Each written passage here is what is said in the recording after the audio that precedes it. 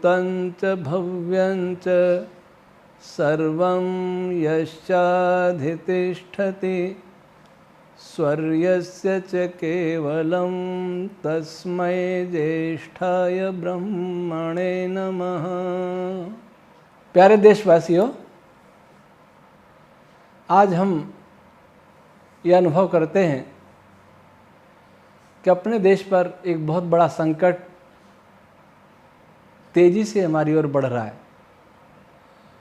और उसका कारण है कि यहाँ का बहुसंख्यक समाज, जिसको आज हिंदू कहा जाता है, वह सबसे अधिक संकटग्रस्त होने वाला है। क्या क्या होने वाला है इसकी चर्चा बाद में करेंगे। पहले हम इस पर विचार करते हैं कि हिंदू कहते किसको हैं। कुछ लोग कहते हैं गर्व से कहो हिंदू हैं, तो पहले पता लगाना हिंदू क्या है। हिंदू हमारे किसी भारतीय प्राचीन ऋषियों के ग्रंथ में कई शब्द नहीं है। कुछ तो वेद में से हिंदू ढूंढने लग जाते, वो भी एक समुदाय विशेष के लिए। ये तो अनाड़ी लोगों का काम है।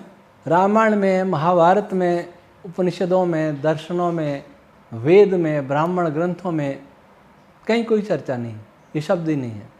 तो ये कहा जाता है कि यह शब्द विदेशियों ने दिया। सिंधु के इस पार रहने वाले हम लोगों को, हम भारतीयों को वो हिंदू कहा करते थे। स बोलना नहीं आता तो सिंधु को हिंदू कहने लगे, सिंधु के पार रहने वाले हिंदू कहने लगे। ये बड़ा बचकाना तर्क है। हमको हिंदू कहने लगे लेकिन सिंधु नदी को सिंधु कहते रहे। जब नदी का नाम ले सकते तो हमारा क्यों नहीं ले सकते थे। और दूसरी बात यह भी है कि यह सच भी मान लें तो क्या नाम, अपना नाम पूछने के लिए हम किसी विदेशी की सहायता लेंगे, विदेशी व्यक्ति की सहायता लेंगे, उसने हमें क्या कहा, विदेशी ग्रंथ की सहायता लेंगे, कुछ ग्रंथ में हमारा क्या नाम लिखा है। इससे ज़्यादा लज्जा और आत्महीनता की बात क्या हो सकती है। कोई मुझे पूछे कि मेरा नाम क्या है, मेरे से पूछे आपका क्या नाम है, तो मैं किसी और पड़ोसी को पूछूं कि क्यों जी मेरा क्या नाम है, मुझे उसने किस नाम से पुकारा था। अर्थात हम नाम भी नहीं जानते अपना, और जब से भी हमें पुकारने लगे उससे पहले हमारा कोई नाम ही नहीं था क्या। इस पर कोई विचारेगा नहीं, क्योंकि इस पर बड़ा विवाद खड़ा हो जाएगा। इसलिए मैं इस पर बहुत चर्चा नहीं करूंगा, पर इतना अवश्य कहूँगा कि रामायण में देखें तो सभी आर्य कहते थे। धारावाहिक कोई देख लीजिए, हर रानी अपने राजा को आर्य पुत्र कहती थी। सीता जी हैं, कौशल्या जी हैं, कोई भी हैं, आर्य पुत्र अपने पति को कहती थी। रावण के यहाँ भी देखो, वहाँ भी आर्य पुत्र कहती, आर्य कहती थी। वानरों में देखो वहाँ भी आर्य कहती थी। महाभारत में देखो वहाँ भी आर्य। लेकिन आर्य नाम से ऐसा दूर किया गया हमको, एक षड्यंत्र पूर्वक, कि भारत के लोग अपना नाम भी भूल जाएं। वैसे आर्य नाम की कोई नस्ल कभी नहीं रही, आर्य गुणवाची नाम है। लेकिन यहाँ लोग गुणवाची कैसे, जो श्रेष्ठ हुआ करते थे वो आर्य कहलाते थे, वेदानुकूल जीवन जिया करते थे आर्य कहलाते थे, और जो विपरीत जीवन जिया करते थे दस्यु कहलाते थे। दस्यु में कोई नस्ल नहीं रही। सारे संसार में मनुष्यों की दो ही कैटेगरी थी, आर्य और दस्यु। जो धर्मात्मा थे, चरित्रवान थे, पुण्यवान थे, वेदानुकूल जीवन जीने वाले थे, मर्यादित जीवन जीने वाले थे, आर्य थे।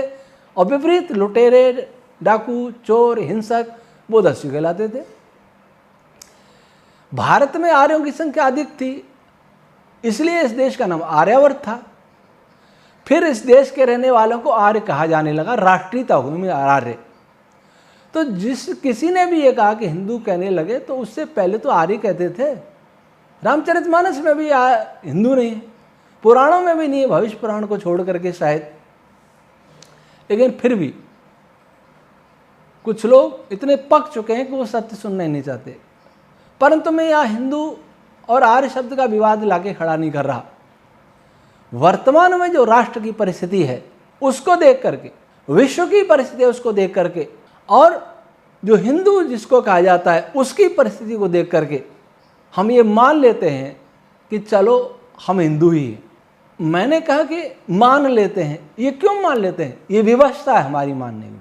जैसे एक व्यक्ति आत्महत्या करने जा रहा हो, या अथवा इस पर गुंडों ने आक्रमण कर दिया हो, और वो अपना नाम ऐसा मानता हो जो ठीक नहीं है, अपने को पागल कहलाना पसंद करता हो, और उसका नाम मान लीजिए अच्छा है, उसका नाम मान लीजिए कमलेश है, लेकिन कमलेश उसे अच्छा नहीं लगता, वो पागल कहलाना ही अच्छा लगता है, और उसको बचाना है हमें, तो उसको यही कहेंगे पागल इधर आ जा, पागल कह के धक्का मार के भी रेल से कटने से उसे रोकिए, ये हमारा कर्तव्य है। उस समय नाम का झगड़ा नहीं करना। जो आज नाम का झगड़ा करते हैं उनसे भी विनम्र निवेदन करूंगा कि आप आर्य हिंदू का विवाद इस समय मत उठाइए अपने आर्य भाइयों, आर्य समाजी भाइयों से। और हिंदुओं से, आर्य वालों से कहना चाहूंगा, अगर कोई आर्य शब्द की बात करता है तो जरा पूछिए कि संकल्प पाठ जब करते हैं पौराणिक ब्राह्मण यज्ञ से पहले, आर्यावर्त देश कहते हैं, हिंदू देश नहीं कहते हैं। जब आप संस्कार में आर्यावर्त देश कहते हैं तो फिर आर्य नाम से चिढ़ क्यों है? गर्व से हम आ रहे हैं अगर आप ये कहने तो कितना अच्छा हो। नहीं कहेंगे कोई बात नहीं, आपकी हट पूरी करते हैं, क्योंकि आप पर, हम पर, सब पर खतरा है। क्योंकि जो आर्य थे, वैदिक धर्म को मानने वाले थे, वैसे तो सारी दुनिया आर्य थी, कर्मों के अनुसार अलग हो गए, दस्यु बन गए, परंतु दस्युओं का कोई अलग धर्म ग्रंथ नहीं था। और उसके बाद जो राष्ट्रीयता आर्य होगी इस भारत के रहने वालों की, उन्हीं को आज हिंदू कहा जाता है। अर्थात हिंदू वह समुदाय है जो इस देश का सदा से रहने वाला, इस देश में सदा से रहता आया है। जो परिवर्तित होकर मुसलमान ईसाई बने वो भी यहाँ रहने वाले, लेकिन परिवर्तित होकर बने, परिवर्तित होकर सारी दुनिया में बने, लेकिन मैं इस देश तक सीमित रहूंगा। तो उनको ही आर्य, उनको ही आज हिंदू कहा जाता है जो पहले आर्य कहलाते थे। और इस आर्य, इस हिंदू वर्ग पर एक बहुत बड़ा संकट आने वाला है। वह संकट अंतर्राष्ट्रीय संकट है, कुछ राष्ट्रीय संकट है, कुछ इसके कर्मों का भी फल है। क्या क्या गलतियां की, उस संकट की चर्चा हम बाद में करेंगे, आगे करते हैं। अभी इतना समझें कि आज जो हिंदू समुदाय अपने को हिंदू कहता है, वस्तुतः वो आर्य है। और हिंदू कह रहा है तो भी चलो मान लेते हैं, परंतु इसको जागने की जरूरत है, संभलने की जरूरत है, अथवा ये बिल्कुल मिट जाएगा। और हिंदू जो कह रहा है वो हिंदू नाम भी मिट जाएगा। आज आप एक शब्द बहुत सुन रहे हैं, सनातनी, सनातन धर्म, सनातन को बचाओ, सनातन को बचाओ। जो भी साधु सनातन की बात करता है, दूर दूर से लोग मुझे भी कहते हैं सनातन को बचाओ, सनातन को बचाओ, सनातन खतरे में है। पर सनातन कोई समझता नहीं। सनातन कहते किसको है? सनातन जो सदैव से चला आया है। सदैव से क्या चला आया है? आज जितने मत पंथ इस हिंदू समाज में है, अब मैं आर्य छोड़ के हिंदू कह रहा हूं, केवल उनको संतुष्ट करने के लिए जिनको यही नाम पसंद है, केवल उनको संतुष्ट। तो सनातन जितने मत मजहब है, मुसलमानों में मत मजहब बहुत कम है, जितने भी हैं वे भी कुरान के नाम पर एक है। ईसाई में 2 हैं, लेकिन वे भी बाइबल के नाम पर एक है। लेकिन हिंदू आप किसके नाम पर एक हो? सनातन के नाम पर। पर सनातन कहते किसको है?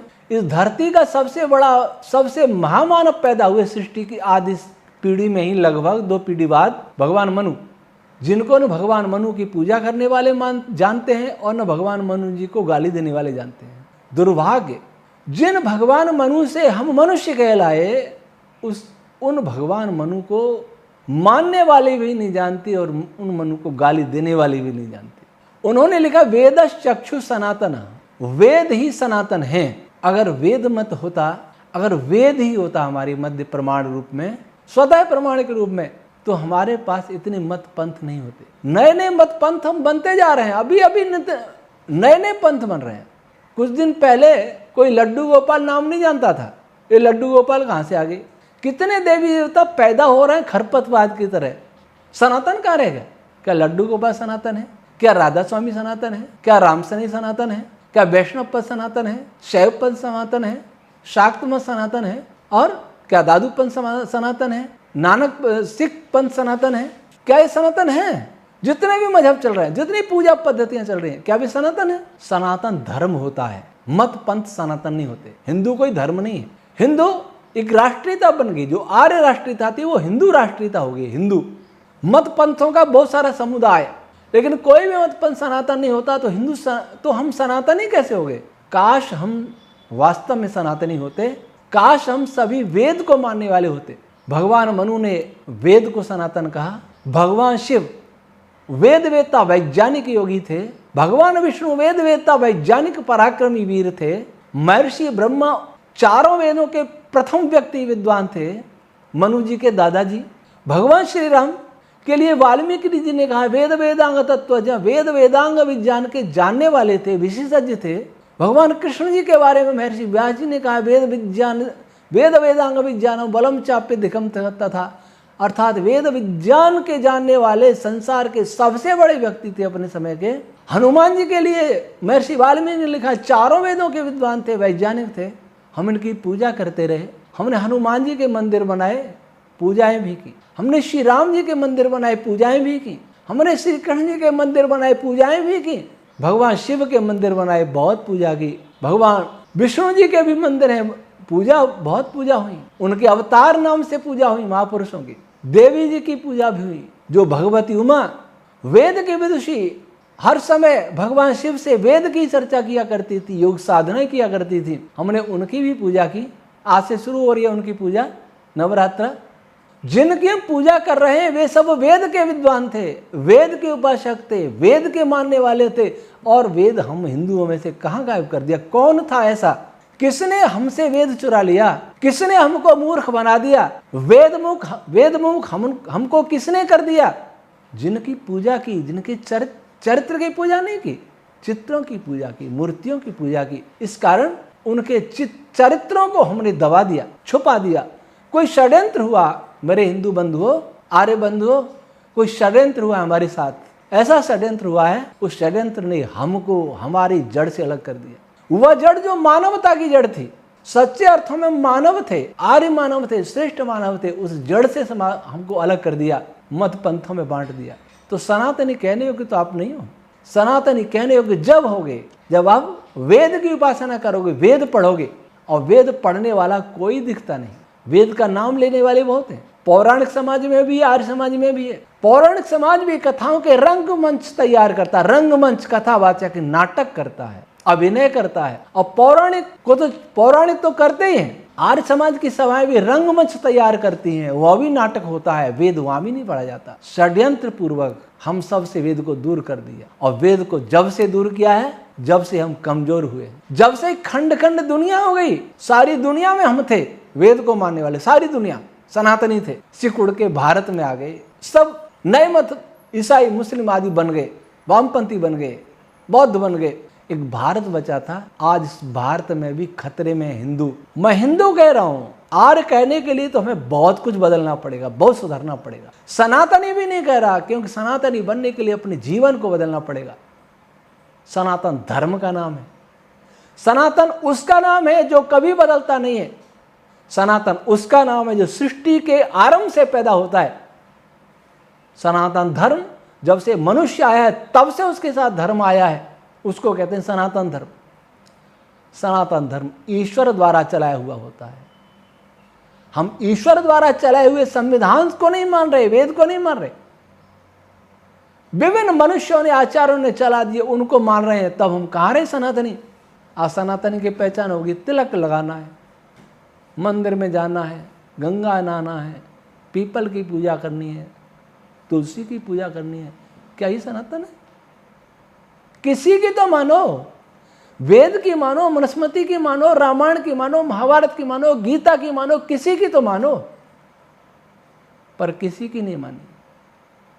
नाम सबका लिया पर मानी किसी की नहीं। लगाते हर एक की जय के नारे, किसी की कोई बात मानी नहीं है। एक कुंवर सुखलाल जी मुसाफिर, क्रांतिकारी उपदेशक हुआ करते थे आर्य समाज के, वो गाते थे। आज उनकी बातें और भी ज्यादा यथार्थ सिद्ध हो रही हैं। तो आज हिंदू सनातनी रहा ही नहीं। काश यह सनातनी बन जाए, काश वो वेद की ओर लौट जाए, तो फिर वही गौरव हिंदू का, भारतवर्ष का, आर्यावर्त का और दुनिया का हो जाए। मैंने आपको बताया कि सनातनी कहाँ है? कोई सनातनी नहीं, क्योंकि कोई वैदिक नहीं। इसलिए अपने को सनातनी करना छोड़ो या सनातनी बनो। एक काम करना पड़ेगा।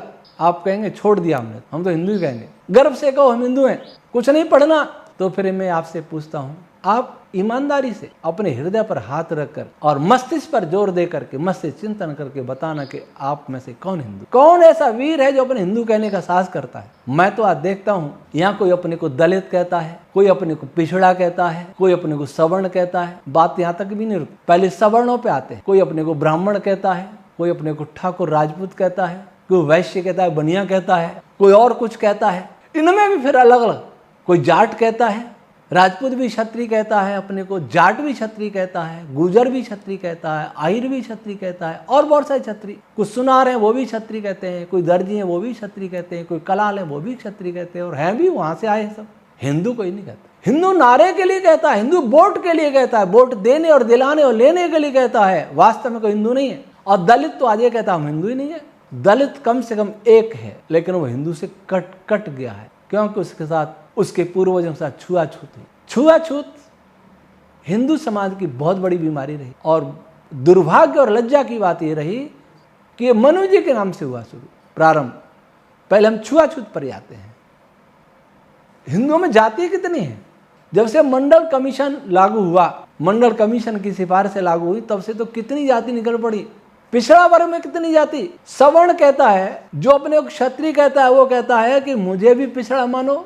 जाट क्षत्रिय लाइन में लगे हैं पिछड़ा बनने के लिए, गुजर लाइन में लगे हैं, वो पिछड़ा नहीं है, वो जनजाति में जाने के लिए लाइन लगा रहे हैं। यादव हैं, क्षत्रिय हैं, श्री कृष्ण का वंशज मानते हैं, लेकिन उन्हें भी अलग चाहिए, पिछड़ा वर्ग, वो भी पिछड़े हैं। कोई सुथार है, कोई लोहार है, कोई घांची है, कोई प्रजापति है, कोई देवासी रेवारी है, कोई माली है। कहाँ हिंदू? धर्मशालाएं देखिए, माली धर्मशाला। हम पिछली बार सिरोही गए, कार्यक्रम करना था, तो सोचा माली धर्मशाला किराए पे ले लेते हैं। उन्होंने कहा हम तो केवल मालियों को ही देते हैं। हिंदू कहाँ है? नाम धर्मशाला और जाति से जुड़ा हुआ। राजपूत धर्मशाला, प्रजापत धर्मशाला, जाट धर्मशाला, जाट छात्रावास, राजपूत छात्रावास, चौधरी छात्रावास, रेवारी छात्रावास, पुरोहित छात्रावास, बिश्नोई छात्रावास, सुथार छात्रावास। कितने शर्म की बात है। इनके अलग अलग शमशान भी अलग। भागल भीम से हम भीमबाद जाएंगे तो आता है सुथार समाज मोक्ष धाम, गुणा भाट समाज मोक्ष धाम। मरने पर भी मारी जाती है, जिंदा होने पर भी मारी जाती है, जन्म लेने पर भी मारी जाती है। जो जातिवाद को गाली देते थे, छुआछूत को गाली देते, वे आज जातिवाद में बट गए। जरा सोचिए कि आप हर जगह जाति, ये जाति राजनीतिक दलों ने फैलाई है जातिवाद। बिना जाति के कोई काम नहीं होता। और हिंदुओं, आपकी समझ में नहीं आया कि कैसे राजनेताओं ने आपको खंड खंड किया है, किसी विदेशी के इशारे पर किया है। क्योंकि आप जातिवाद में नहीं फंसेंगे तो आप आपस में लड़के मरेंगे नहीं। अभी भरतपुर में देखो, पिता पुत्र में छिड़ गया युद्ध राज परिवार में। पुत्र कहता मैं राजपूत हूँ, कभी कहता कुछ हूँ, पिता जाट। क्या गया है? आपस में टकराना, जाति के नाम पर टकराना, फिर हिंदू धर्म का झंडा लेके भगवान के हम हिंदू हैं, हम सनातनी हैं। कितनी लज्जा की बात है। जब समाज में बैठेंगे अपने को क्षत्रिय कहेंगे, फिर तहसील में जाकर सर्टिफिकेट मांगे, पिछड़ा वर्ग का सर्टिफिकेट चाहिए। किसने बनाया आपको पिछड़ा? क्यों बनना चाहते हैं पिछड़े? क्यों बनना चाहते हैं कोई दलित? आपको अपना स्वार्थ चाहिए। आपका स्वार्थ इसमें नहीं है कि आपका तात्कालिक कोई लाभ मिल जाए। आपका स्वार्थ इसमें है कि आपका अस्तित्व बहुत दिन तक बना रहे, आपकी ताकत बनी रहे। हो सकता है आपको इससे कुछ लाभ हो जाए, लेकिन भविष्य आपका अंधकार में है। जरा सोचिए, एक ही परिवार के लोग चार अलग अलग मत वाले हो जाएं, चारों अपने की अलग अलग पहचान बताने लग जाएं, उस परिवार का क्या होगा? ये हिंदू परिवार बिखर गया है, बिखर रहा है। असुरों ने बिखेर दिया है। उन असुरों की नीति को हमारी सरकारों ने लागू किया है। चाहे कांग्रेस हो, चाहे बीजेपी हो, चाहे तीसरा मोर्चा हो, चाहे चौथा मोर्चा हो, चाहे वामपंथी हो, कोई भी हो, सभी ने आपके साथ दुश्मनी जैसा किया है। दिखने में बहुत अच्छा लगता है, ये हमारे हमारे हमारे हिंदू हिंदू कह रहे हैं, सनातनी कह रहे हैं, मंदिर बनवा रहे हैं। कौन है जो जाति से हमें मुक्त कर सकता है? और क्या मुक्त होना भी चाहते हैं इन नौकरियों के लिए? अगर आप जातियों से मुक्त नहीं हुए तो हिंदू समाज नहीं रहेगा। वैसे ही आप भारत में रह गए, वो भी दूसरी श्रेणी के नागरिक बन के जी रहे हैं आप। और अब ये जातियों में बट गए तो एक एक को मारा जाएगा। इसी ताक में हिंदू विरोधी लोग, कैसा प्रदर्शन हो रहा है अभी, क्या शहरों में क्या क्या हो रहा है, जातियों को लड़वाएगा। कोई जाति नेता आपको भड़का देगा। ये जितने भी आपके जाति नेता, जितनी सेना बनी है जाति के नाम पर, वे सभी देश के लिए, हिंदू के लिए घातक हैं। जातियों की सेना की अनुमति दे कौन रहा है? जातियों के नाम पर अधिकारियों के संगठन बने हैं, जातियों के नाम पर कर्मचारियों के संगठन बने हैं, जातियों के नाम पर व्यापारियों के संगठन बने हैं, जाति के नाम पर छात्रों के संगठन बने हैं। कहीं बचा हिंदू? आपने मुसलमानों में देखा क्या? कहीं देखा? मुसलमानों में किसी, अब कहते हैं मुसलमानों में भी जातियां हैं। कुछ लोग संतोष करने के लिए कह देंगे उनमें बहुत जातियां हैं, उनकी जाति गणना करेंगे, उनकी भी जातियां आ जाएंगी। बहुत खुश हो रहे हैं कि उनकी जाति आ जाएंगी। उनका किसी जाति के नाम पर कोई मुसाफिर खाना है? मुस्लिम मुसाफिर खाना लिखा रहेगा। कहीं आपका हिंदू मुसाफिर खाना है, हिंदू धर्मशाला कहीं है, उसमें कहीं मुस्लिम छात्रावास है नहीं, मुसलमानों की किसी जाति का छात्रावास है? यहाँ तो जातियों के छात्रावास है। वह मुसलमानों के अलग अलग कोई कब्रिस्तान है क्या जाति के नाम पर? आपने जातियों के नाम पर कब्रिस्तान शमशान भी बना दिए, और वहां कोई लिखवाता है कि जाति, कोई कहता है कि मैं इस जाति का हूं, वो मुसलमान कहता है, क्योंकि उसको यही बताया जाता है, और आपको जन्मते ही ये बताया जाता है तू इस जाति का है। और आप अपने को हिंदू मानते हैं, आर्य तो छोड़ दिया मानना, अगर आप हिंदू मानते हैं तो इस जातिवाद के इस दंश को निकाल फेंकिए। आरक्षण को आप हटा तो नहीं सकते, लेकिन आप मांग करना छोड़िए, क्योंकि जातिवाद, आरक्षण, छुआछूत सब ये मिक्स है। तो अभी हम इस पर चर्चा करते हैं कि आप में से मुझे तो कौन बताएगा, पर आप स्वयं सोचिए कि आप क्या हिंदू हैं? आप विवाह करते हैं तो कि हिंदू से करते हैं कि जाति ढूंढते हैं? एक मान लीजिए आप आर्य समाज से जुड़े हैं या किसी और से जुड़े हैं, क्या आप किसी जाति से, अपने जाति वाले संगठन से नहीं जुड़े क्या? कहेंगे आज हमारे समाज का कार्यक्रम था इसलिए नहीं आ पाए। वो समाज कौन सा है? हिंदू समाज तो नहीं है, आर्य समाज तो नहीं है, वो कोई और समाज है, वो जाति का समाज है। जाति होती है, जन्म से होती है, बिल्कुल सत्य, जाति बदली में नहीं जा सकती, पर जाति कहते हैं उसको जिसका जन्म प्रसव समान तरीके से होता है। समान जाति चेहरा दे के बताई जाती है, गाय की जाति, भैंस की जाति, घोड़े की जाति, गधे की जाति, मनुष्य की जाति, ये जातियां, ये जाति नहीं है राजपूत जात, गुर्जर, अहीर जाट और प्रजापन, चौधरी, विष्णु, ये जाति नहीं है। इनसे बाहर निकले, आर्य नहीं बने तो कम से कम हिंदू तो रहे, नहीं रहेंगे तो मिट जाएंगे, सब मिटेंगे। तब ये पहचान जो बता रहे हैं, अपनी अपनी पहचान, कोई अपनी पहचान की बात कर रहा है, हम अपनी पहचान कैसे हो जाए? हमारी परंपरा से, ये परंपरा कुछ नहीं बचेगी। आप नहीं बचेंगे तो परंपरा कैसे बचेगी? कितनों को दुश्मन बनाएंगे। स्वजाति द्रोह हिंदुओं में ही है, मुसलमानों में नहीं है। जहां वे अकेले रहते हैं वहां तो लड़ लेते हैं, लेकिन दूसरों के लिए एक, लेकिन हमारे यहाँ कभी एक नहीं। इसलिए अपने को अगर कहना ही है हिंदू, तो जाति संकीर्णता से दूर हट, जाति के लिए ऊंचा नीचा, ऊंच नीच भेदभाव बंद करिए, और अपने को बड़ा बताने की कोशिश मत करिए। सबको बड़ा बताने की कोशिश करिए, हम सब बड़े हैं, हम सब महान पूर्वजों की संतान है, हम सब ऋषि मुनि और राजा महाराजाओं की संतान है, ऐसा कहना प्रारंभ करिए तो बच पाएंगे, नहीं आप सब मिट जाएंगे। आज जो जाति नेता हैं, मैं उनसे भी निवेदन करूंगा, जो जातियों के सामाजिक कार्यकर्ता हैं, उनसे भी निवेदन करूंगा कि आप अपनी पीढ़ी को क्या दे के जा रहे हैं? अपनी पीढ़ी में विष दे के जा रहे हैं, उनके विचारों में विष भर रहे हैं ताकि वो लड़के मर सकें। हम एक नहीं रहे थे इसलिए गुलाम हो गए, राजा आपस में लड़ने लग गए, गुलाम हो गए। कोई से गुलामी नहीं माना, पूरी गुलामी नहीं सही, लेकिन वो आके शासक तो बने ही। क्यों बने? आपस में लड़ रहे थे, एक दूसरे से घात कर रहे थे। आज वह घात चरम सीमा पर है। तब राजा ही लड़ रहे थे, आज जनता लड़ रही है, देश गृह युद्ध की ओर जा रहा है। ये जातियां लड़ेंगी और मुस्लिम ईसाई आग में घी डालेंगे, वामपंथी, और फिर वे मारेंगे। हम आपस में मरेंगे और वे भी मारेंगे। जरा सोचिए आपकी पीढ़ी को क्या होगा। आपकी पीढ़ी हिंदू पैदा होगी कि जाट, राजपूत, गुर्जर, अहीर, प्रजापत, चौधरी पैदा होगी? क्या पैदा होगी? दलित पैदा होगी।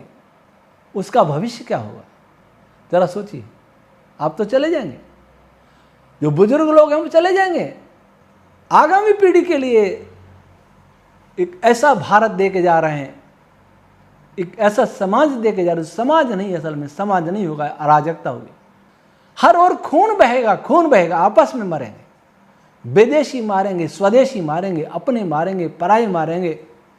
ऐसा खूनी तांडव होगा, ऐसा भविष्य दे के जा रहे हैं। और हमारे धर्मगुरु है ना, ये आग में घी डाल रहे हैं। शंकराचार्य कहते हैं ब्राह्मण ही कथा कर सकता है, यादव नहीं कर सकता। विवाद हुआ था, ब्राह्मण कौन है को बताता ही नहीं है। वेदों का विद्वान ही तो ब्राह्मण होता है, चाहे वो कहीं पैदा हुआ हो। नहीं, उन्हें तो जन्म से चाहिए ब्राह्मण। वे आग में घी डाल रहे हैं। जिनका काम था इस हिंदू जाति को बचाना, वही हिंदू जाति को मारने में लगे हैं, और उन हिंदुओं की दक्षिणाओं पर ही ऐश्वर्य भोग रहे हैं।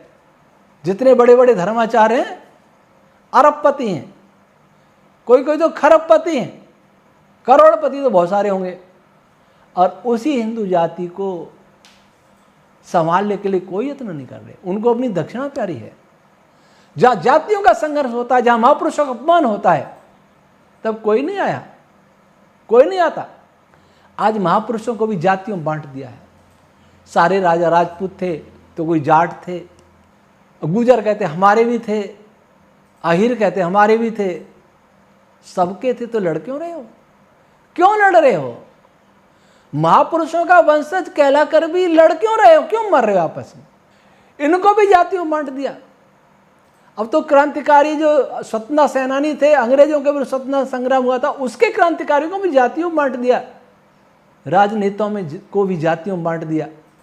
अभी आपने देखा ऑपरेशन सिंदूर हुआ था, एक व्योमिका सिंह सैनिक, वो वायुसेना की अधिकारी थी, शायद ग्रुप कैप्टन थी या क्या थी, या स्क्वाड्रन लीडर थी। उन्होंने प्रेस कॉन्फ्रेंस की। सिंह देखा तो राजपूत ने सोचा ये राजपूत है।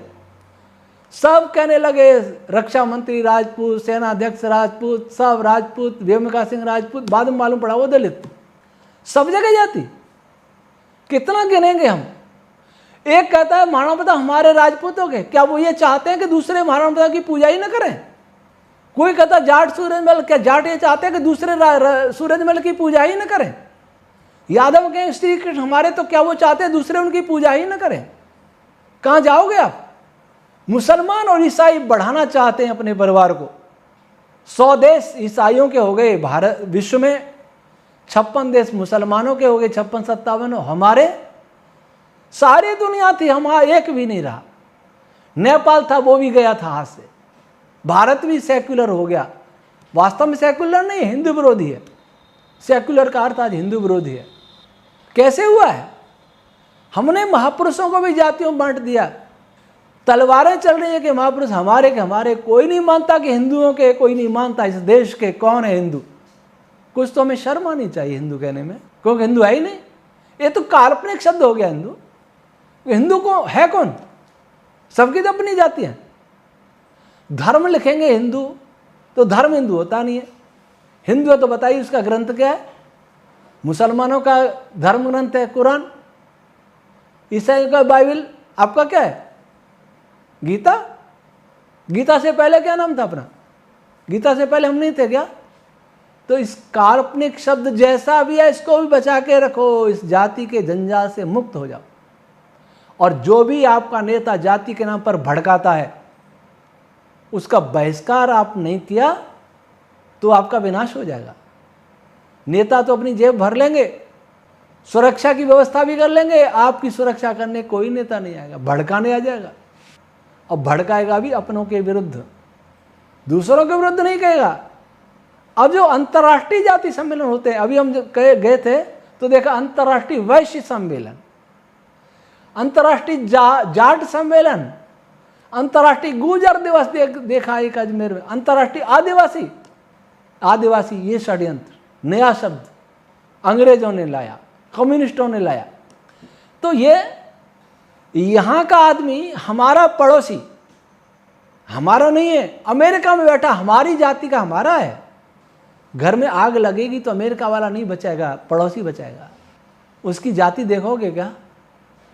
डॉक्टर की जाति देखते हो क्या? शिक्षक की जाति देखते हो क्या? आपातकाल में कोई एक्सीडेंट हमारा साथ दे उसकी जाति पूछते हो क्या? विदेश में बैठा हमारा कैसे हो गया, हमारा पड़ोसी पराया कैसे हो गया, ये कभी सोचा? घर में 4 गुंडे आ जाएं, चोर आ जाएं, कौन बचाएगा? अमेरिका, यूरोप वाला, वहाँ बैठा हमारा भाई जिसको हमने हमारा भाई माना है जाति से, या पड़ोसी बचाएगा? पड़ोसी दुश्मन हो गए और दूर बैठे हमारे भाई हो गए। इस पागलपन से हम हिंदू नष्ट हो जाएंगे। इसलिए इस पागलपन को छोड़ें, सोचें कि आप कहाँ जा रहे हैं, कैसे भविष्य का निर्माण कर रहे हैं, इस देश का क्या बनाने जा रहे हैं आप। बंधुओं और बहनों, अभी श्री राम मंदिर की प्राण प्रतिष्ठा हुई 2022 में, शायद 22 था। बहुत सारे मंदिर हैं। किसके मंदिर हैं? हिंदू मंदिर। क्या बताया जाता है? हिंदू मंदिर। उनमें क्या होता है? मस्जिद में मुसलमान जाके नमाज पढ़ते हैं, एक साथ मिलते जुलते चर्चा करते हैं, कुरान पढ़ते हैं, शिक्षा मिलती है कुरान की। बाइबल की शिक्षा चर्चों में मिलती है। आपके मंदिरों में शिक्षा कौन सी है? मंदिर में गए, शिवलिंग के ऊपर दूध चढ़ाया और आगे वो नाली में जाएगा, दुर्गंध आएगी। फूल चढ़ाए, पानी चढ़ाए, सिर झुकाए, तिलक लगाए, घंटा बजाए और आगे। क्या शिक्षा मिली आपने हिंदू समाज के लिए? क्या भला हुआ? आपके मंदिर जो कभी शिक्षा के केंद्र हुआ करते थे, गुरुकुल हुआ करते थे, गौशालाएं हुआ करती थी, वहां अस्त्र शस्त्र की शिक्षा दी जाती थी, आज मंदिरों में क्या है? सोने के फाटक हैं श्री राम मंदिर में, अयोध्या में, बहुत भारी भारी सुना है। पहले भी सोना हमने मंदिरों में रखा, लूट के ले गए और फिर लूटे। सोना रक्षा नहीं करेगा, शिक्षा रक्षा करेगी। आपके पास शिक्षा कहाँ है? हमारे मंदिरों में शिक्षा नाम की कोई वस्तु है क्या? क्या कहेंगे? तिलक लगाइए, जनेऊ पहन लीजिए, इस प्रकार से ये कर्मकांड कीजिए, गंगा स्नान करना है, सुबह उठते ही कराग्रे वसती लक्ष्मी कर मध्य सरस्वती, ये कब करना है? ये कुछ सिखा देंगे कर्मकांडी।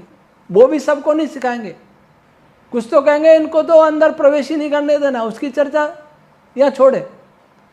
पर मंदिरों में शिक्षा कहाँ है? मंदिरों में हिंदुत्व की रक्षा की चर्चा कहाँ है? मंदिरों में न यज्ञ होता है, मंदिरों में न गौशाला है, मंदिरों में न शिक्षा है। फिर कौन सा सनातन है? कौन सा हिंदू? यज्ञ नहीं, संध्या नहीं, गाय नहीं, वेद नहीं, हिंदू क्या है फिर? कैसे मंदिर? और इन मंदिरों में धन भरा हुआ है और धन पर कुंडली मारे कुछ लोग बैठे हैं और सरकार ने भी उनको नियंत्रण ले रखा है। किसी मस्जिद पर सरकार का नियंत्रण नहीं, गुरुद्वारों पर नहीं है, चर्चों पर नहीं है, लेकिन हिंदू मंदिरों पर अधिक, बड़े बड़े मंदिरों पर सरकारी नियंत्रण है। अच्छा, जो कहते हैं सरकारी नियंत्रण हटाओ, ये भी मांग होती है, मांग उचित भी है, तर्कसंगत भी है, पर हटा करके उस धन का क्या किया जाए ये कोई नहीं बताता। आपका धन किस काम आ रहा है? मंदिर भव्य बन जाएगा, लोग देखने आएंगे और ज़्यादा दान आएगा और भव्य बन जाएगा, बहुत बड़ी बड़ी करोड़ों अरबों की एफडियां पड़ी रहेंगी, उससे हिंदू धर्म का उद्धार क्या हुआ? क्या शिक्षा मिली? क्या कोई हिंदू मंदिर ये बताता है कि आप जातिवाद से दूर रहो, आप एक रहो, आप वेद पढ़ो, यज्ञ करो, गाय पालो, गाय का दूध पियो, आत्मरक्षा के लिए अस्त्र शस्त्र की विद्या लो? क्या कोई बताता है? जब नहीं बताता है तो किस काम के मंदिर? मस्जिद देखिए, सब कुछ बताया जाता है, कुरान क्या कहता है, और किले नुमा बनाई जाती हैं, पूरी योजना से बनाई गई है कि उसमें छुपने वाले को मारा नहीं जा सके और वहां अंदर रहने वाले मीनारों पर खड़े होकर कुछ भी कर लें। एक रणनीति के तहत सामने जैसे युद्ध करना है, किले हैं, इस प्रकार से बनाई जाती है। हमारे मंदिर भाग के जाओ तो सिर्फ छुपाने की भी जगह न मिले, एकदम खुले। अर्थात उन्होंने सोचा ही नहीं कोई लूटेगा तो कैसे बचेंगे, कोई शिक्षा नहीं है। इसलिए जो मंदिर में बैठे लोग हैं, मंदिरों की जो ट्रस्टी हैं, मंदिरों के जो पुजारी हैं, मंदिरों, वे सोचें इस बात को कि जो भक्तों से दान ले रहे हैं उसकी क्या उपयोगिता है। धर्मशाला बना देंगे ताकि लोग वहाँ ठहरेंगे, वो और दान देंगे। सब कुछ योजना केवल मंदिर की आय बढ़ाने की हो रही है। उस मंदिर से किसी, अगर कोई मंदिर में आता है ऐसा गरीब हिंदू, क्या मंदिर उसकी सहायता करता है? मुसलमान जकात के नाम पर देते हैं, मुसलमानों को सहायता भी करते होंगे, ईसाई भी करते होंगे, लेकिन हिंदू किसकी करता है? कोई हिंदू नहीं पढ़ पा रहा, क्या कोई मंदिर उसे पढ़ाता है? क्या कोई धर्मगुरु पढ़ा सकता है? कोई हिंदू बीमार है, उसके पास पैसे नहीं है चिकित्सा कराने के लिए, क्या कोई हिंदू मंदिर उसकी सहायता कर सकता है? कोई ट्रस्ट सहायता कर सकता है? नहीं करेगा। वो कथाएं करेगा ताकि और धन प्राप्त हो सके, वो और मूर्तियां लाके लगा देगा ताकि और दक्षिण आ सके। ये मंदिरों में धन भरता रहा, वहां दूध से मूर्तियां नहाती रहीं और बच्चे दूध के लिए, हिंदुओं के बच्चे दूध के लिए तरसते रहे, गरीबों के बच्चे। उनको स्वर्ण के श्रृंगार होते हैं, बहुमूल्य वस्त्रों के श्रृंगार होते हैं, और यहाँ अनेक लाखों करोड़ों हिंदुओं पर तन ढकने के लिए वस्त्र नहीं है, भरपेट भोजन नहीं है, लेकिन भगवान को सोने का मुकुट चाहिए। 1-1 किलो 2-2 किलो सोना चढ़ा के जाते हैं साईं बाबा मंदिर में, तिरुपति में। क्या उपयोगिता है? जो मंदिर अपने धन से इस हिंदू समाज को संगठित न कर पाए, इन हिंदुओं की गरीबी को दूर न कर सकें, हिंदुओं में व्याप्त अशिक्षा और विषमता को दूर न कर सकें, कमजोर हिंदू की सहायता न कर सकें, उन मंदिरों की क्या उपयोगिता है? आज जो धर्मगुरु सनातन की बात करते हैं और अरबों के मालिक हैं, बड़े बड़े महंत हैं, शंकराचार्य हैं, महामंडलेश्वर हैं, क्या उनका कोई उत्तरदायित्व तो है भी कि नहीं है? क्या केवल कर्तव्य है दान लेना बस? किसी का भला करना कोई कर्तव्य नहीं? भड़का देना हिंदू के नाम पर यह आता है। सनातन खतरे में यह कहना आता है, पर क्यों खतरा पैदा हो रहा है? किसने हिंदू को कमजोर किया? क्या कभी ये बताया? और मंदिरों में भी आपस में भेदभाव है। कोई मंदिर छोटा है, कोई बड़ा है, कोई प्रसिद्ध है, कोई अप्रसिद्ध है, वहां भी झगड़े हैं, वहां भी ऊंचा नीचा है। किसी का सिंहासन ऊंचा है, किसी का नीचा है, वहां भी बहुत विवाद है, एकता वहां भी नहीं है।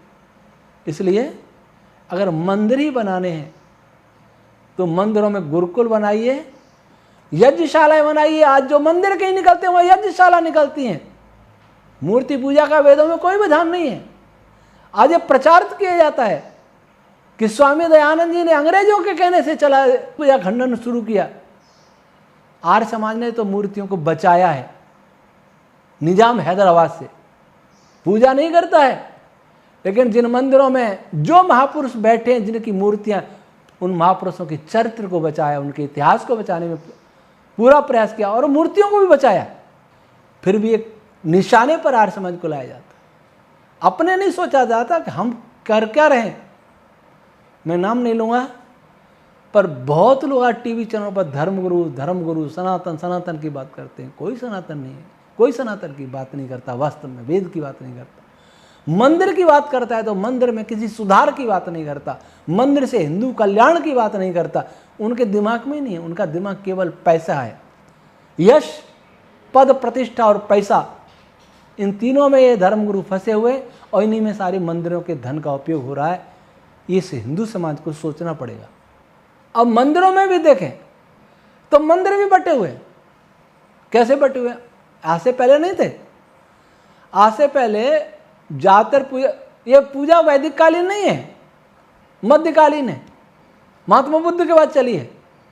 और कई मूर्तियां थी तो वो पूजा नहीं होती थी, ईश्वर मान के पूजा नहीं होती थी। सुंदरता के लिए चित्र लगा लें, मूर्तियां लगा लें, यज्ञशालाएं हुआ करती थी, पाठशालाएं हुआ करती थी। और फिर बाद में जब चली तो शिव जी के मंदिर थे, श्री राम श्री कृष्ण इनके मंदिर थे, कहीं भगवान विष्णु के मंदिर होंगे, हनुमान जी के मंदिर। आज कितने मंदिर हैं? आज तो अलग अलग जातियों के देवता बन गए। अब सुथार अपने को विश्वकर्मा का वंशज मानते हैं, विश्वकर्मा मंदिर बना लिए। मालियों ने संत लक्ष्मीदास जी को हुए, उनके मंदिर बन गए। प्रजापतों ने सरिया देवी के मंदिर बन गए। विष्णुओं ने जम्मेश्वर जी के मंदिर बना दिए। और यहाँ कलवी समाज, उन्होंने राजा राम जी को राजेश्वर बना दिया। सेन समाज के लोगों ने सेनेश्वर भगवान बन गए। अब हनुमान जी भी, ये भीलों के हनुमान जी हैं, ये मेघवालों के हनुमान जी हैं, ये मेघवाल समाज का है। अब तो अम्बेडकर के मंदिर बन गए। ये मंदिरों का आधुनिकीकरण अर्थात विकृतीकरण, घृणित विकृतीकरण। परमात्मा जिसने संसार को बनाया वो भी विचार करता होगा कि मुझे तो कोई पूछता ही नहीं है। उसका मंदिर सारा ब्रह्मांड है और अपना हृदय मंदिर है, उसको तो भूल गए। ये मंदिर बना लिए नकली, और नकली भी बनाए तो कोई बात नहीं, परंतु नकली भी जातियों में मंदिर बट गए। कुल देवी कुल देवता एक ये नया रोग हम उत्तर प्रदेश में तो नहीं सुना था, पर यहाँ सुना के राजस्थान में। हर कुल देवता कुल देवी, ये देवता कुल देवी कुल देवता इन कुलों की रक्षा नहीं कर पाए। खून बहा इस धरती पर, विधर्मियों ने खून बहाया हमारा। कोई कुल देवी देवता रक्षा नहीं कर पाए। उन देवताओं के भी मंदिर लूट के ले गए। सोमनाथ लूटा, हजारों मंदिर लूटे, कोई रक्षा नहीं कर पाया। फिर भी हम नहीं समझे। अब मंदिरों के नाम पर बांटते जा रहे हैं। उत्तर प्रदेश के माननीय मुख्यमंत्री ठीक कहते हैं, बटोगे तो कटोगे। अच्छा वाक्य है, पर कितनों ने अपनाया? उनको तो बीजेपी का आदमी बता देते हैं। ये बीजेपी की बात नहीं है, बटोगे कटोगे एक बहुत सार्वजनिक सूत्र है, सार्वभौमिक सूत्र है, सर्वहितकारी सूत्र है। कोई भी समाज हो, परिवार हो, राष्ट्र हो, अगर बटेगा तो कटेगा। और हम सब ने कटने की ठान रखी है। और जब कटेंगे तब याद आएगा, तब कोई बचाने वाला नहीं मिलेगा। इसलिए अभी से सिद्ध हो जाए क्या है, मंदिरों को बनाने से पहले सोच लीजिए, जाति सूचक मंदिरों को हटा दीजिए। आज एक जाति वाला मंदिर बनेगा, वो बहुत भव्य होगा, और वहीं महादेव जी बिठा दिए जाएंगे थोड़ी सी जगह में। अर्थात ब्रह्मा विष्णु महेश श्री राम श्री कृष्ण हनुमान जी से बड़े हो गए ये देवता, ये जाति वाले देवता। फिर कहते हैं हम हिंदू हैं। लज्जा आनी चाहिए हम लोगों को, लज्जा आनी चाहिए। दुनिया हंसती है, संसार हंस रहा है हम पर, संसार जानता है, ये हमारे राजनेता भी जानते हैं। इसलिए आपके लिए कोई योजना नहीं है, सारी योजना अल्पसंख्यक नाम से है। और जो कुछ योजना है तो जो एक है, दलित एक है, तो उनके नाम से योजना, आपके लिए कोई योजना नहीं। जो एक रहेगा, क्यों हम सारे हिंदू एक हो जाए। अगर हिंदू एक हो गए, वास्तव में हम सनातनी बन गए, तो सारी मानव जाति को सुधार सकते हैं, सब सनातनी हो सकते हैं। पर हम तो बने। इसलिए आत्मा से निरीक्षण करिए, सोचिए। अब हम इस पर विचार करते हैं कि दलित समाज के साथ जो भेदभाव हुआ, ब्राह्मण क्षत्रिय वैश्य शूद्र 4 विभाजन थे, वर्ण विभाजन, जाति नहीं है। वर्ण किसको कहते हैं? जो चुना जाता है, स्वीकार किया जाता है कि मुझे ब्राह्मण बनना है, मुझे क्षत्रिय बनना है, मुझे वैश्य बनना है, मुझे शूद्र बनना है। ब्राह्मण होता पढ़ने पढ़ाने वाला, सबसे ज़्यादा त्यागी हुआ, जितने सबसे ज़्यादा त्यागी तपस्वी होता था, महाविद्वान योगी हुआ करता था, वेदों का विद्वान।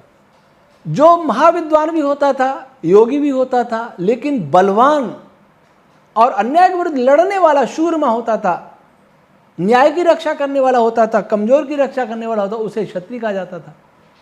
सैनिक वर्ग था, शासक वर्ग था। और जो विद्वान ब्राह्मण क्षत्रिय से कम होता, लेकिन विद्वान वेदों का होता, अन्य विद्याओं का भी विद्वान होता। वेद में वैसे सब विद्या है, लेकिन कृषि और पशुपालन व्यापार में उसकी विशेषज्ञता होती, उसमें उसकी रुचि होती, उसको वैश्य कहा जाता था। और जो तीनों ही काम योग्यता पूर्वक नहीं कर सकता, वो शूद्र श्रमिक कहलाता था। कौन सा ऐसा देश है संसार में जिसमें 4 वर्ण आज नहीं है? क्या वामपंथियों में नहीं है? पढ़ाने वाला, शासक, सैनिक, व्यापारी, किसान और लेबर, क्या पूंजीवादी देशों में नहीं है? सब देशों में है। फिर भी विरोध मनु जी का किया जाता है। और मनु जी ने यह भी कहा था कि जो कमजोर है उसको सबसे कम दंड मिले, भले ही उसका समान अपराध हो। अगर समान अपराध किया है तो ब्राह्मण को शूद्र से कितने गुना दंड है? 8 गुना दंड मिलना चाहिए समान अपराध पर। क्षत्रिय को 4 गुना मिलना चाहिए और वैश्य को 2 गुना दंड मिलना चाहिए। तो मनु शूद्र के हितैषी थे कि विरोधी थे? आज तो सबको समान है, और समान होता भी नहीं है, कहने को समान है। नेताजी जेल में रहेंगे, सारी सुविधाएं मिलेंगी, मजदूर जेल में रहेगा, कोई सुविधा नहीं मिलेगी। नेताजी को जमानत मिल जाएगी, पैरोल पर छूट जाएंगे, मजदूर नहीं मिलेगा, उसको जो कोई जमानत नहीं होगी। वो संविधान अच्छा मनु जी का कि ये संविधान अच्छा आपका तथाकथित संविधान? अब प्रश्न यह आता है कि जातिवाद समाप्त हो जाए, जो देश में जिनका शोषण हुआ, जो गरीब हैं, कमजोर हैं, उनका भला कैसे हो? वो राष्ट्रीय विचारधारा में कैसे आवे? राष्ट्रीय विचारधारा में तो है ही, वो सबके साथ मिलके, सबके साथ प्रतिस्पर्धा में कैसे भाग ले सकेंगे? एक सफाई कर्मचारी है, सड़क पर मांगने वाले हैं, पहाड़ों में रहने वाले, जिनको आज आदिवासी नाम दे दिया षड्यंत्र पूर्वक, वास्तव में वनवासी हैं, पर्वती हैं, जिनके बच्चे आज भी विद्यालय नहीं जा पाते। मैं उदयपुर जाता हूँ तो रास्ते में देखता हूँ, जिनकी पढ़ने की उम्र है वो रास्ते में ककड़ी बेच रहे हैं और कुछ फल बेच रहे हैं, जंगल में से लाए सीताफल बेच रहे हैं। कहीं बेचारे टकरा भी जाते होंगे वाहन में। मुझे बहुत दया आती है कि सारे खरीद लूँ, सबसे खरीद लूँ, पर कैसे खरीदूँ? मैं भी कोई धनी तो नहीं हूँ, मैं कोई ऐसा धर्मगुरु तो नहीं हूँ जैसे और धर्मगुरु हैं, व्यवसायी, करोड़पति, अरबपति, खरबपति, वैसा तो मैं नहीं हूँ। मेरे पास तो पैसा नहीं है सबकी खरीद लूँ। अगर मेरे पास पैसा होता तो मैं गरीब रहने नहीं देता किसी को। मुझे हमारे शिष्य कहते हैं कि आपके पास पैसा इसलिए तो नहीं है कि आप सब बांट देते। मैं उद्योगपति होता तब भी मैं ऐसा ही करता और अच्छी तरह करता, वो तो मेरा पैसा होता फिर। तो इनका भला कैसा हो, ये एक बहुत बड़ा प्रश्न है। आरक्षण नहीं होता तो समाज इनको कैसे जीने देता, बात सत्य है। पर जरा सोचिए, डॉक्टर अंबेडकर जी आरक्षण से नहीं गए थे ऊपर। आर्य समाज ने पढ़ाया था, राजाओं ने पढ़ाया था, भूल गए इतिहास। योग्यता होती है अपने आप जाते ऊपर। आरक्षण का तात्पर्य हम योग्य नहीं है फिर भी हमें चाहिए। योग्यता में छूट, सेना पुलिस में जाएगा तो सीना में छूट, लंबाई में छूट। क्यों? वो कमजोर भी लड़े लेगा क्या? क्या बिना पढ़ा भी चिकित्सा कर लेगा क्या? कम पढ़ा भी, कम योग्य भी बड़े बड़े बांध बना लेगा क्या? तो बांध फूटेंगे, बाढ़ आएंगे, रोगी मरेंगे। तब प्रश्न उठता है कि वास्तव में उनका भला कैसे हो? उनका भला करने का आज तक सोचा किसने? हो सकता है डॉक्टर अंबेडकर जी ने सोचा हो, इसलिए सुना। वो कहते आरक्षण की बैसाखियों पर दलितों को हमेशा के लिए नहीं खड़ा रखा जा सकता। ये तो बैसाखी है, बैसाखी पे चलते रहने पैर खराब हो जाएंगे। लेकिन अब ये अधिकार हो गया। आज आरक्षण वर्ग संघर्ष का औजार बन गया और राजनेताओं के लिए वोट लेने का एक बहुत बड़ा साधन बन गया और इन जातियों को लड़ा मारने का भी एक हथियार बन गया राजनेताओं के हाथ में और विदेशियों के हाथ में। मुझे लगता है राजनीति सारी विदेशों से प्रेरित है। ये हिंदू लड़े, हिंदू मरे, हिंदू कटे, फिर इस्लाम और ईसाईयत विश्व में शासन करे, वामपंथ शासन करे। ये होगा अगर आप इसी के लिए लड़ते रहे तो। एक व्यक्ति आरक्षण को मूंछों का प्रश्न मानता है, मूंछों पर ताप दे करके, पगड़ी सुंदर बांध करके तहसील में जाता होगा कि मेरा पिछड़ा वर्ग का सर्टिफिकेट दो। लज्जा नहीं आती क्या? सोचता नहीं क्या? अधिकार। अब वही प्रश्न अभी वही है कि जो गरीब है, कमजोर, उसका कैसे उत्थान हो, वो कैसे जाए? उसके लिए सबसे अच्छी व्यवस्था भगवान मनु ने और ऋषि दान ने बताई। उसको संक्षेप में आप सुने। अगर आप उसको सुन लें ध्यान से तो मैं विश्वास है, दावा है कि आप में से कोई आरक्षण नहीं मांगेगा। आरक्षण मांगे केवल अफसरों के बच्चे और नेताओं के बच्चे, वो मांगेंगे, दूसरा कोई नहीं मांगेगा। जो केवल अपना ही पोषण चाहते हैं, अपने वर्ग का नहीं। मेवाड़ में देखो, जनजाति में कितने लोग आगे बढ़ रहे हैं। सवाई माधोपुर, करौली, जयपुर, यहाँ के मीणा बहुत सारी सर्विस में है। उनमें भी बट गए। कुछ वर्ग बहुत आगे बढ़ गए, कुछ वर्ग वैसे ही पड़े, उनको कोई नहीं पूछता है। और जिनकी संख्या कम है वो संघर्ष कर लेते हैं, जिनकी संख्या नहीं है वो नहीं कर पाते। जो आगे पढ़ लेते हैं उनके बच्चे आरक्षण का लाभ लेते रहते हैं। एक ऐसा सूत्र, एक ऐसी व्यवस्था जिसमें सबके साथ न्याय हो, इसका विचार आज तक संसद ने नहीं किया, संविधान ने नहीं किया और समाज ने भी नहीं किया और आप लोगों ने भी नहीं किया। आप लोगों ने विचारा भी नहीं कि ऐसा भी कुछ हो सकता है। वो व्यवस्था भगवान मनु से लेकर के ऋषि आनंद पर्यंत ऋषियों की थी। वह व्यवस्था यह थी कि किसी की कोई जाति नहीं है, सबकी जाति मनुष्य है। छुआछूत करो, बिच्छू को मन छुओ, सांप को मन छुओ, गंदी चीज को मन छुओ, ये छुआछूत करो। गंदे हाथ हो जाए तो साबुन से धो, ये छुआछूत है। करना चाहिए सफाई के लिए, पर कोई मनुष्य ऊंचा नीचा नहीं है। सभी मनुष्य जाति के सदस्य हैं, सारे विश्व के लोग। मैं हिंदू की बात करता हूं क्योंकि मानवता का जो ग्रंथ है वेद, उसकी जयकार केवल हिंदू ही करता है, अन्य कोई नहीं। मानता भले नहीं, जानता भी नहीं, लेकिन कहता जरूर है कि वेद हमारे ग्रंथ। तो मैं उसकी बात करता हूं। हम सभी लोग अपने को मनुष्य माने, नहीं मैं तो हिंदू माने, आर्य नहीं तो हिंदू माने, अन्य कोई वर्ग नहीं। बाद में सभी आ जाएंगे इसमें, दुनिया के लोग। पहले हम तो सुधर जाएं, हम सुधरेंगे जग सुधरेगा। नारे तो लगते हैं लेकिन सुधरते हैं नहीं। सबसे पहले हिंदुओं की जिम्मेदारी है, क्योंकि उसी के पास वेद है, उसी के पास मानवता की अनुपम धरोहर वेद है, मनुस्मृति है। आज मनुस्मृति को गाली देने वाले बहुत है, बस जानते कोई नहीं। उनके अंग्रेजी ट्रांसलेशन पढ़ के विद्वान बन गए, आलोचक बन गए, निंदक बन गए। और जो बड़े बड़े तिलकधारी हैं, वो तिलक छाप लोग हैं, वो भी मनु जी को नहीं जानते। वो कहते नहीं, ब्राह्मण का बेटा ही ब्राह्मण है, दूसरा कौन हो सकता है?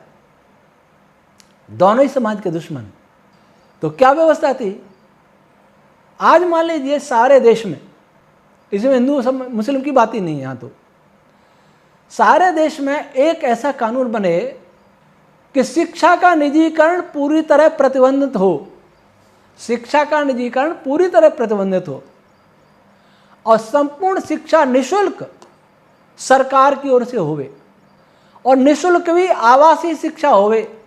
ऋषि दयानंद ने अनिवार्य व्यवस्था की कि 5 वर्ष तक माता पढ़ाएगी बच्चे को, माता सबसे पहली गुरु होती है, दूसरा गुरु पिता होता है, 8 वर्ष तक पिता पढ़ाएगा, 8 वर्ष की आयु तक, मतलब 5 वर्ष माता 3 वर्ष पिता, 8 हो गए।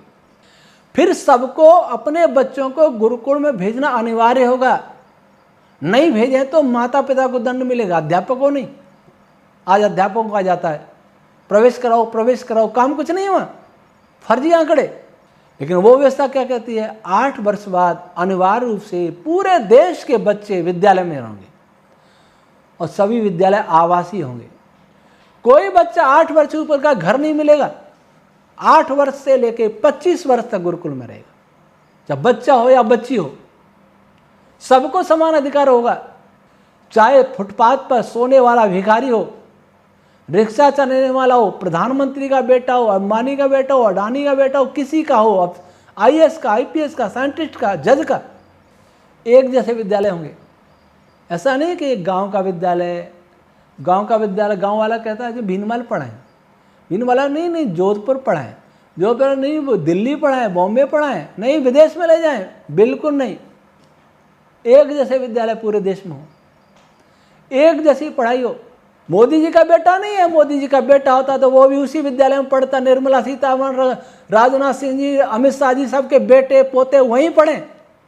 गांव का स्कूल, दिल्ली बॉम्बे का स्कूल एक जैसा हो, एक जैसा सबका भोजन हो। हर आज जिसको सफाई कर्मचारी उसका बच्चा हो, भिखारी का बच्चा हो, किसी का बच्चा हो, कोई दलित वलित कुछ नहीं, कोई नाम ही मिटा दीजिए। जन्मते ही प्रमाण पत्र बनता, जाति कौन सी जाति है? क्या जाति? मनुष्य जाति है।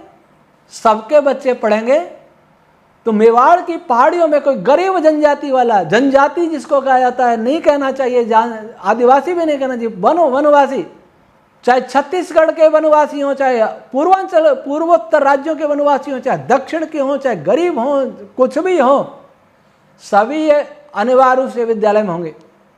जरा सोचिए कि जिसके बच्चे 8 वर्ष से लेकर 25 वर्ष तक विद्यालय में रहे हैं, बच्ची, उसके माता पिता का तो खर्च ही नहीं रहेगा। उनको पढ़ाई का खर्च करना है, रोगी हो जाए तो उनको चिकित्सा का खर्च नहीं करना है, उनको कपड़ों का खर्च नहीं करना है, उनको भोजन का खर्च नहीं करना है। 2 माता पिता घर में रहे, आराम से गुजारा होगा। वो भी ऐसे पढ़े होंगे तो वो भी कुछ न काम करेंगे, और अभी किसी के काम नहीं है तो उनको सहायता करे सरकार, उनकी व्यवस्था करे। सारे बच्चे भारतवर्ष के विद्यालयों में एक जैसा बिस्तर, एक जैसा भोजन, एक जैसा आसन, एक जैसी शिक्षा। मुकेश अंबानी या गौतम अडानी जाकर के अपने बच्चों को काजू बादाम पिस्ता नहीं दे सकते। कठोर अनुशासन होगा, गुरुकुल खिलाएगा वही खाएंगे, और कोई लाता भी है तो सारे बच्चों में बांट दिया जाएगा, किसी एक को नहीं मिलेगा। और उसके बाद 25 वर्ष तक बहुत जैसी जिसकी योग्यता होगी वैसा वो योग्य बन जाएगा। जो कम योग्य होगा, पढ़ना नहीं चाहेगा, उसको हटा दिया जाएगा, वो शूद्र बन जाएगा, मजदूरी करेगा, फिर वो उसको श्रमिक का काम मिल जाएगा। जिसकी रुचि व्यापार, कृषि, पशुपालन में, वो वैश्विक उपाधि सर्टिफिकेट मिल जाएगा, वो ये काम करेगा। लेकिन कृषि का एक्सपर्ट बन के निकलेगा, पशुपालन का एक्सपर्ट बन के निकलेगा, व्यापार का एक्सपर्ट, मैनेजमेंट का एक्सपर्ट बन के निकलेगा, ऐसा ही नहीं निकलेगा। और एक प्रशासक बन के निकलेगा जिसकी जिसमें योग्यता होगी, वीर योद्धा बन के निकलेगा, लेकिन वेद सबको पढ़ना होगा। और जिसकी रुचि पढ़ाई में होगी, पढ़ाने में होगी, बहुत तपस्वी होगा। तपस्वी तो क्षत्रिय को भी होना पड़ेगा। जो तपस्वी राजा सैनिक नहीं होगा वो लड़ेगा कैसे? अधिकारी और राजा को सबसे ज़्यादा तपस्वी होना चाहिए ब्राह्मण के बाद, क्योंकि वे सब विलासी हो जाएंगे तो शासन कैसे करेंगे? आज विलासियों का शासन है, सब घर भर रहे हैं अपना, सरपंच से लेकर के ऊपर तक 5 जीत जाते हैं, पीढ़ियों के लिए पैसा कमा के रख जाते हैं, वो नहीं होगा। और जब वहाँ से दीक्षा समारोह होगा तब उनको ब्राह्मण, क्षत्रिय, वैश्य ये उपाधियां मिलेंगी, फिर अपना काम करेंगे वो योग्यता अनुसार। कौन आरक्षण मांगेगा? आज किसी भी आरक्षित वर्ग का है, क्या अंबानी अडानी की बराबरी कर लेगा? लेकिन इस व्यवस्था में करेगा। न तो कोई अनपढ़ रहेगा, न कोई गरीब रहेगा, क्योंकि माता पिता का सबसे बड़ा खर्च बच्चों पर ही होता है, वो भी बचपन से लेकर युवावस्था तक। फिर तो कमाने लायक हो जाते, वो सारा खर्च उनके ऊपर से हट जाएगा। किसी के मन में प्रश्न आएगा कितना पैसा कहां से आएगा? लाखों करोड़ रुपए उद्योगपतियों के माफ कर देती है सरकार, बैंक माफ कर देती हैं। क्यों करती हैं?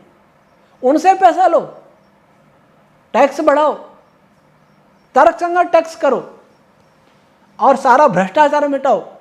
क्यों नहीं जांच होती पैसों की? विपक्ष वालों की हो जाएगी, जो सरकार आएगी अपने नेताओं का नहीं करेगी, दूसरों में छापे पड़ेंगे। सब सरकारें ऐसे करती हैं, कोई अपवाद नहीं।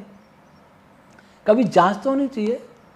कोई बिना कम पैसे नहीं देता, सारा करप्शन मिट जाए, पैसा ही पैसा होगा देश में। और बड़े बड़े उद्योगपतियों की सीमा हो, इससे ज्यादा पैसा नहीं रख सकते, राष्ट्र को देना होगा। जो राष्ट्र को नहीं दे उसकी संपत्ति हड़प छीन ली जाए, अधिग्रहित कर लिया है उसकी संपत्ति, तब भारत में कोई भेदभाव नहीं रहेगा। किसी की जाति होगी नहीं, सब मनुष्य होंगे। वर्ण व्यवस्था होगी।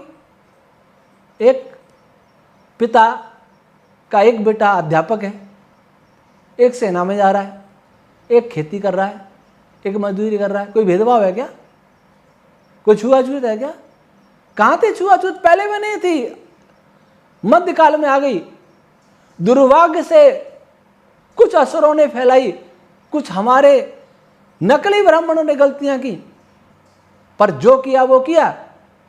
उसका अर्थ यह नहीं है कि अब उनके वंशजों को दंड दिया जाए।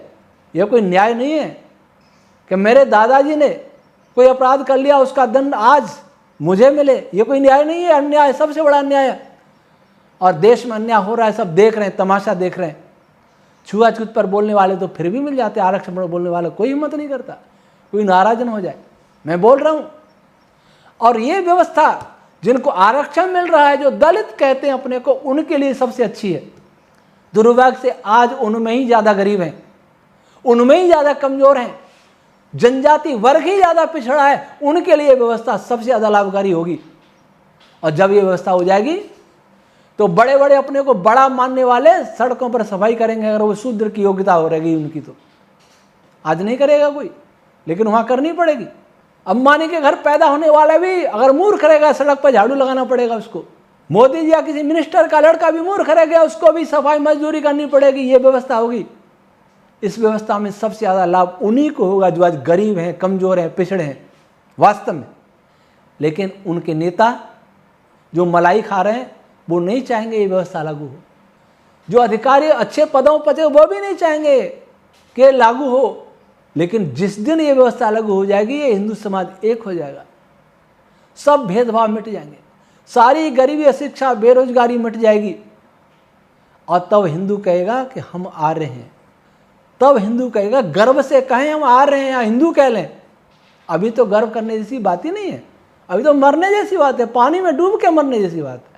अगर ये व्यवस्था नहीं लाई गई तो देश में आप आपस में एक दूसरे का खून बहाएंगे।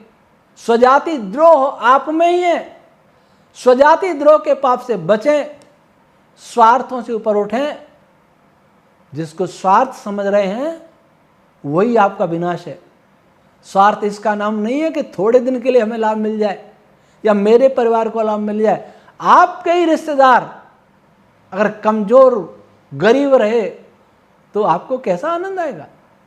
और जिन नौकरियों के लिए आरक्षण की बात कर रहे हैं, कितनी नौकरियां हैं, कब तक चलेंगी नौकरियां? आज एआई आ रहा है, टेक्नोलॉजी आ रही है, नौकरियों को खा रहे हैं, आपको ध्यान में नहीं है।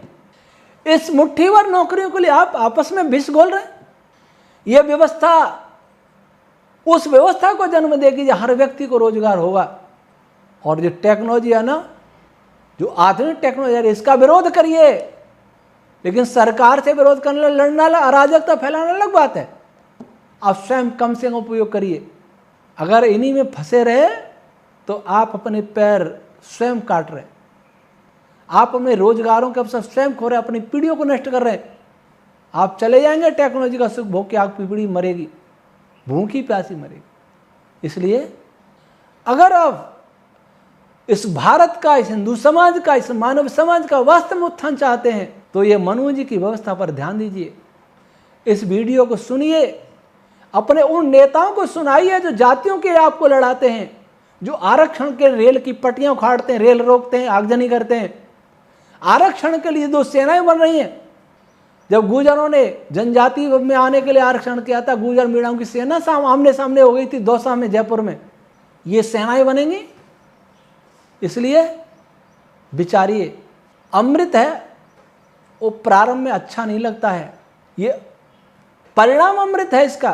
प्रारंभ में अच्छा नहीं लगेगा, आपको डर लगेगा कि ऐसा करने से हमें नौकरी कैसे मिलेगी, नौकरी ज़्यादा मिलेगी। अब कहेंगे सरकार हमारे हाथ में तो है नहीं जो ये व्यवस्था लागू कर देगी। सरकार आपके हाथ में है। जिसके लिए आंदोलन होते हैं व्यापक मात्रा में उसको सरकार को मानना पड़ता है। लोकतंत्र में सरकारें जनता की इच्छाओं से चलती हैं, जनता क्या चाहती है। कभी कभी थोपी भी जाती है सरकार, थोप भी देती है अपनी इच्छाएं, तब आपका विरोध करिए। आप संगठित हो करके अपने अपने संगठनों के तले कहिए कि हमें ये व्यवस्था चाहिए, आरक्षण नहीं चाहिए, हमें जाति व्यवस्था नहीं चाहिए, ये व्यवस्था चाहिए। तो संभव है सरकार भी विचार करे, और नहीं करे तो बाध्य करो, शांतिपूर्वक बाध्य करो, अराजकता नहीं। पर आप मन में बिठा तो लो कि आप जाति से, आरक्षण से मुक्त हो गए कि नहीं। केवल छुआछूत की बात करते रहे तो भी समाज बचने वाला नहीं है। पहले छुआछूत ने मिटा दिया समाज को, अब आरक्षण मिटा देगा, ये तो छुआछूत है। ये सरकारी छुआछूत, राजनीतिक छुआछूत है, इसको कौन मिटाएगा। पर दूसरे लोग अपने को सवर्ण कहने का दम भरने वाले लोग भी ये कब त्यागेंगे कि मैं बड़ा हूं, ऐसा ये ढोंग कब छूटेगा। उनसे भी तो ढोंग छूटना मुश्किल है। सारे कुएं में नहीं, समुद्र में भांग पड़ी है। इसलिए इस भांग को निकालिए अगर बचना है तो, नहीं देश और हिंदू समाज को मारने के लिए तैयार हो जाइए। रोने वाला भी नहीं रहेगा कोई, क्योंकि जो मारेंगे वो तो रोएंगे नहीं, वो तो खुश होंगे। अभी आपको सोचना है कि उनको खुश करना है या अपने को बचाना है। आज आरक्षण बढ़ाने वाले बहुत हैं, मांगने वाले बहुत हैं, पर आपने कभी सोचा कि जो नेता बीमार होते हैं वो विदेश में क्यों भागते हैं। कोई नेता सोचता है कि मैं तो अपनी जाति वाले से ही चिकित्सा कराऊंगा। कोई आरक्षण लाभ लेने वाला ये सोचता है क्या कि योग्य डॉक्टर से नहीं, मैं तो आरक्षण वाली जाति, अपने वर्ग के डॉक्टर से आरक्षण चिकित्सा कराऊंगा, भले वो योग्य नहीं हो। एक व्यक्ति आरक्षण के कारण अयोग्य चिकित्सक बन गया और उस जीवन में उसके हाथ से 500 मौत होगी मान लीजिए, या केस बिगड़ गई। उसमें बहुत सारे वो भी हो सकते हैं जिस वर्ग से वो आया है। तो एक व्यक्ति को नौकरी देने के लिए कितने व्यक्तियों की हत्याएं की हैं, कौन दोषी है। एक व्यक्ति अयोग्य है, आपने इंजीनियर बना दिया, बड़ा डैम बनाया, डैम फूट गया, हजारों लाखों लोग पीड़ित हुए, सैकड़ों लोग मर गए, पशु बह गए, संपदा नष्ट हुई। उसमें वे भी बहुत सारे होंगे जो आरक्षित वर्ग से हैं। किसका भला हुआ। एक अध्यापक योग्य नहीं है, कितनी पीढ़ियों को बर्बाद करेगा, कितने बच्चों को बर्बाद करेगा, बच्चे उसके अयोग्य रह जाएंगे। किसका भला हुआ। और एक व्यक्ति सवर्ण कहा जाता है, जैसे ब्राह्मण, खेती नहीं है, मंदिर पूजा कर्मकांड से अपना गुजारा करता था, वो बंद हो रहे हैं, आटा मांगते मैंने देखा है, उसका बच्चा योग्य है, आज वो दलित हो गया है। धीरे धीरे ये दलित हो जाए तब क्या होगा। और उनमें भी जिन्होंने एक बार मिल गया आरक्षण, उसकी कोई सीमा तो होनी चाहिए। एक बार लेने के बाद वो छोड़ दे कि हमारे अब मैं गरीब नहीं रहा, मैं दलित नहीं रहा। जाति व्यवस्था की विडंबना देखो, ये बदलती नहीं है। कथित जाति तो बदलते नहीं, मनुष्य मनुष्य ही रहेगा, पर ये जो जाति बना रखे ये भी नहीं बदलती। तो इसको तो आरक्षण ये अगर राष्ट्रपति बन जाए तो भी मैं दलित, प्रधानमंत्री बन जाए तो भी मैं पिछड़ा, IAS बन जाए तो भी पिछड़ा दलित। ये लेवल कब छूटेगा। आगे लाने के लिए तो आरक्षण मिला और आगे फिर भी नहीं आए, फिर भी वही लेवल लगा रहा। मजहब बदले जा सकते हैं लेकिन ये कथित जातियां तो बदली नहीं जा सकती। तो आखिर ये कब तक चलेगा। कौन पिछड़ा हो जाएगा, कौन क्या होगा, कोई नहीं सोचने वाला। इससे कितनी हानि हो रही है। प्रतिभाएं विदेश में जा रही हैं, अच्छी अच्छी प्रतिभा अमेरिका क्यों जाती है? यहाँ उनको न्याय नहीं मिलता है। यहाँ तो आरक्षण की लड़ाई है, ये प्राइवेट में भी आरक्षण चाहिए, सब में आरक्षण चाहिए, फिर वहाँ जाते हैं। फिर वहाँ ट्रंप कहते हैं $1 लाख चाहिए। $1 लाख कहाँ से लाए? अब उन्होंने कुछ चैनलों पर सुना कि बहुत प्रसन्नता की बात है, भारत में आएंगे और कंपनी आगे बढ़ेंगी कैसे? यहाँ तो राजनीति होगी। इसलिए आरक्षण एक नासूर है, छुआछूत एक नासूर है, जातिवाद एक नासूर है। मुझे नहीं लगता ये राजनीति कभी भर पाएगी। एक तरफ तो टेक्नोलॉजी की मार, एक तरफ आरक्षण की मार। कितने बच्चे आत्महत्या कर लेते हैं, योग्य बच्चे, और अयोग चयनित हो जाते हैं। इसको न्याय कहते हैं कि आपके पूर्वजों ने यह किया था। अरे पूर्वजों का धन उनको क्यों दे रहे हो?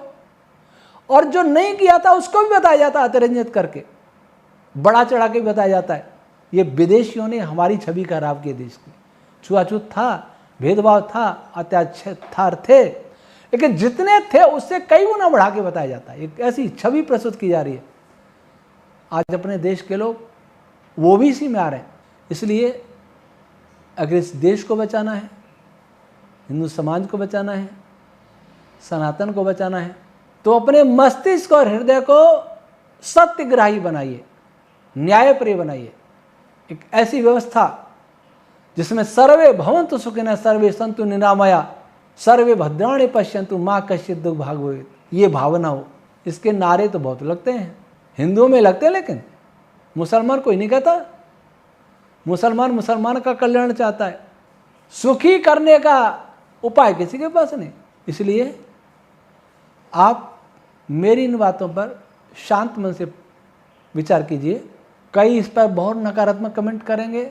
नकारात्मक कमेंट करने वाले ज़्यादातर अनपढ़ होंगे, भले ही वो अपने को बहुत बड़ा पढ़ा मानते हों, लेकिन जिनके रग रग में जातिवाद का जहर भरा हुआ है वो बोलेंगे, बात तो करेंगे जाति नहीं होनी चाहिए, लेकिन वे जातिवाद के सबसे बड़े पोषक हैं। जातिवाद मिटाने के लिए बहुत दृढ़ इच्छा शक्ति चाहिए, बहुत पवित्र मस्तिष्क हृदय चाहिए। पवित्र हृदय और मस्तिष्क की न्याय व्यवस्था को समझ सकता है, वही न्याय कर सकता है, वही न्याय को स्वीकार भी कर सकता है, वही सबका हित सोच सकता है। अगर हम अपना हित सोचते रहे तो आपका हित भी नहीं होगा और राष्ट्र भी मिट जाएगा, हिंदू समाज भी मिट जाएगा, सनातन धर्म भी मिट जाएगा। ये हम सबका साझा उत्तरदायित्व है कि हम इसको बचाएं। आज इतना ही। ओम शम।